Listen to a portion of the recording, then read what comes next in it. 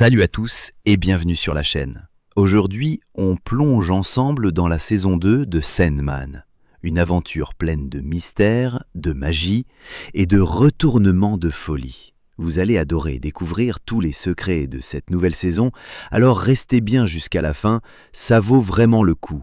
N'oubliez pas de liker, de vous abonner et d'activer la cloche pour ne rien rater des prochaines vidéos. Allez, on y va, c'est parti pour un voyage incroyable dans le monde des rêves.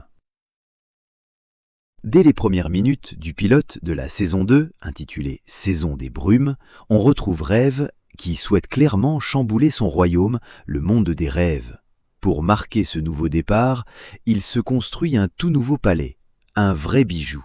Mais bien sûr, le calme ne dure jamais longtemps dans cet univers magique, car voilà que Destiny, l'aîné des interminables, le convoque pour une réunion de famille pas comme les autres. C'est un moment fort où l'on redécouvre ces êtres anciens et puissants, mais aussi terriblement humains dans leurs relations, ce qui les rend si attachants. Pour ma part, mon coup de cœur va à Mason Alexander Park, qui incarne Désir, cet esprit espiègle et malicieux qui pimente la famille de Rêve. Alors que la famille se réunit pour un dîner un peu tendu, les intrigues de la saison commencent à se dessiner doucement. On apprend qu'un des frères et sœurs interminables est porté disparu depuis un moment et qu'un roi va devoir abandonner tout, son règne, sa vie, sa mort.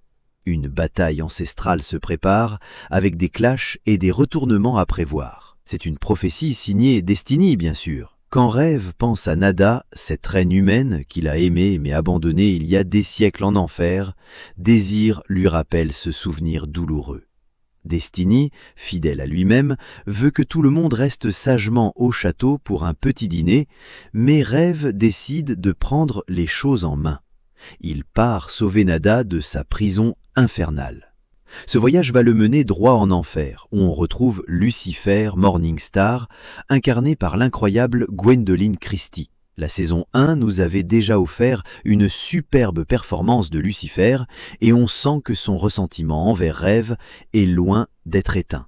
Rêve rend aussi visite à d'autres personnages, comme Hippolyta Hall et son bébé, un enfant né d'un rêve, comme le lui rappelle notre cher rêveur. Puis, en compagnie de la reine Élisabeth et d'autres, il repère son fidèle compagnon Clopin qui semble se délecter d'un rêve délicieux. Mais attention, Lucifer prépare un plan pour piéger Rêve en enfer. Celui-ci semble prêt à Ce qui rend cette série si captivante, c'est qu'au-delà de l'intrigue principale, chaque épisode laisse la place à des histoires riches et passionnantes. Saison des brumes excelle particulièrement dans cet art. On continue avec l'épisode 2 et la visite en enfer. Lucifer, déprimé et malheureux, accueille Morphée chaleureusement et lui assure qu'il n'a aucun plan sournois en tête. Bien au contraire, il jure même de ne pas lui faire de mal. Curieux, Morphée accepte de suivre Lucifer qui lui coupe les ailes et ferme toutes les portes derrière eux. Une fois de plus, l'ange déchu s'évade d'enfer avec la clé offerte par un mystérieux ange. Morphée hoche la tête, intrigué. Au début, Morphée pense tout contrôler, mais il ne voit pas clair dans le jeu de Lucifer. En réalité, Lucifer ne veut pas régner sur l'enfer, non, c'était juste son refuge. Mais puisque Rêve ne cesse de s'enfuir, Lucifer décide de tout laisser derrière lui. Le problème, c'est que tout le monde en enfer s'est aussi volatilisé, et Nada, la reine que Rêve cherche, reste introuvable. Pire encore, la vie de Morphée devient un vrai casse-tête. Il ne peut pas confier la clé de l'enfer à n'importe qui. Il fuit donc à nouveau vers son royaume des rêves. Mais voilà, tous ceux qui convoitent le pouvoir de l'enfer se lancent à sa poursuite maintenant que Lucifer a disparu. Morphée tente même de se détourner de tout ça et se concentre sur Nada, mais elle lui rappelle poliment qu'il a désormais une responsabilité. En tant que nouveau roi de l'enfer, il doit respecter sa parole. Et avant que des ravages ne se produisent sur terre, Jésus doit sauver chaque âme et chaque démon de l'enfer. Rien que ça. Bientôt, plusieurs entités puissantes arrivent, car le futur souverain de l'enfer sera choisi lors d'un banquet organisé par Morphée. Et attention, la liste des invités est sacrément épique. Thor, Odin, Loki, Kildakin le chaos, Susanoo, divinité japonaise de la mer, Onomo Mikoto et Azazel, le démon. Et ce n'est pas tout. Yila et Cluracan, des émissaires de la cour féerique, se présentent avec leur cadeau annuel, 9 fées condamnées à l'enfer, joyeux, n'est-ce pas? Pendant que Morphée semble régner sur un enfer vide, plus il accepte des engagements diplomatiques, plus là une autre entité s'énerve. Lors du fameux banquet, les invités ont droit à des souhaits personnalisés exécutés par les sujets de Morphée. De son côté, Rêve observe discrètement depuis une galerie cachée, découvrant les vraies intentions de chacun. Lucienne, la fidèle bibliothécaire, penche d'abord pour Odin, mais Rêve la met en garde. Mais Loki, fidèle à lui-même, affirme que Rêve n'a aucun pouvoir sur lui et que ses compétences n'ont aucun effet. Tout le monde tente donc de soudoyer Morphée, classique, pensant que c'est le meilleur moyen de gagner ses faveurs. Lucienne envisage ensuite Azazel comme un bon candidat, mais lui et ses démons sont brutaux et sans pitié. Merkin, une démone, remet même Thor à sa place après une remarque déplacée. Et alors que le chaos menace, Yila tente de calmer les choses, mais Thor, fidèle à lui-même, fout la pagaille. La saison 2 de Sandman continue directement avec un choix décisif de Rêve. Il remet la clé de l'enfer aux anges. Ce choix provoque la colère d'Azazel et de ses sbires démoniaques, menant à un affrontement au cœur même du royaume des rêves. Heureusement, Morphée reprend la main, emprisonne Azazel et libère enfin Nada. Parallèlement, on suit une intrigue secondaire délicieuse autour d'une pièce de théâtre, Le songe d'une nuit d'été, mise en scène par Shakespeare lui-même pour la cour féerique. On y retrouve le roi Oberon, la reine Titania et l'espiègle Puck, incarnés par nul autre que Jack Gleeson, oui, le Joffrey de Game of Thrones. L'épisode se poursuit avec un superbe clin d'œil à Shakespeare. Rêve tente de réparer sa relation avec la cour féerique à travers une pièce magique pleine de poésie et d'émotion. Mais au final, Nada décide de quitter le royaume des rêves et de retourner sur Terre. Un départ qui laisse Dream le cœur brisé. Et comme si ce n'était pas assez, il passe un accord mystérieux avec Loki, semant les graines de futurs conflits.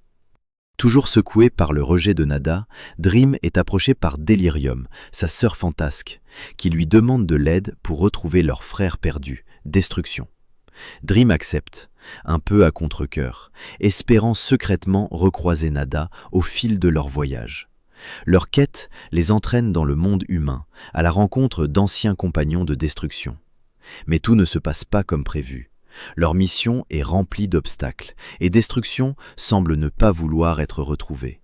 Désireux fait surface, balance quelques vérités bien senties à Dream et le pousse à se remettre en question. Résultat, Delirium s'effondre, et Dream se retrouve seul face à ses erreurs. Cet épisode nous plonge dans les relations complexes de la fratrie des Interminables, avec un Dream toujours en pleine introspection. La chanson d'Orphée. Plongée intense dans la mythologie grecque avec l'histoire déchirante d'Orphée, le fils de Dream, et de son amour perdu, Eurydice. Rêve se souvient de ses discussions avec Destruction, qui avait prévu depuis longtemps que les avancées scientifiques de Épisode 6, Family Blood, la fin expliquée. Cet épisode marque la fin de la première moitié de cette saison 2 intense. On retrouve Lady Joanna Constantine, interprétée par Jenna Coleman, déjà vue dans la saison 1. Dans un flashback, Dream lui confie une mission périlleuse, récupérer la tête d'Orphée, gardée à Paris pendant la Terreur. Avec courage, Yana parvient à retrouver Orphée et à le ramener sur une île grecque, là où l'attend son ancien ordre sacré. On apprend aussi que Yana y sera enterrée. Plus tard, Dream et Delirium se rendent sur cette île pour retrouver Destruction. Orphée leur révèle qu'il habite une île visible depuis le temple. On assiste alors à une première vraie dispute entre le père, Dream, et son fils Orphée, juste avant que la quête pour retrouver leur sœur n'éclate à nouveau. Après leur séparation mouvementée, Dream et Delirium semblent enfin plus unis que jamais. Quand ils frappent à la porte de leur frère Destruction, celui-ci sent que quelque chose a changé. Et il a raison, Dream a énormément évolué. Fini le souverain glacial et distant, place à un personnage plus humain, plus vulnérable. Et ça, Destruction l'apprécie sincèrement. C'est l'une des grandes forces de The Sandman, explorer la dynamique familiale de l'infini comme jamais auparavant. Mais malgré tous les efforts de Delirium pour le faire revenir, Destruction refuse catégoriquement de reprendre son rôle.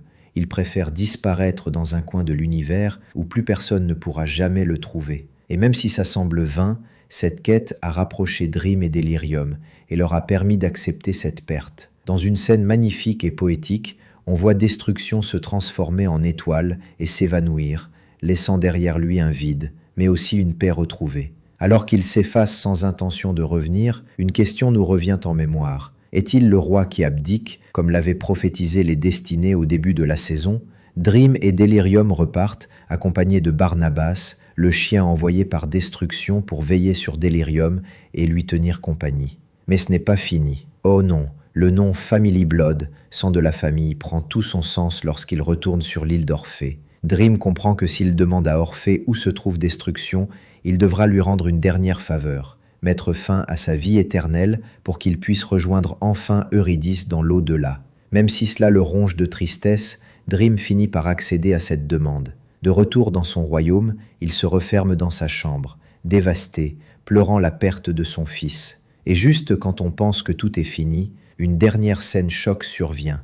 Les 8 fatidiques apparaissent. Dream vient de commettre un acte terrible dans l'univers mythologique, tuer un membre de sa propre famille, un crime jugé comme l'un des plus impardonnables en toutes les légendes. Les destinées débattent alors, faut-il le juger, le condamner? Et dans ce chant final, elle rappelle à Orphée qu'elles ne sont pas que celles qui tissent les fils de la vie, mais bien plus que cela.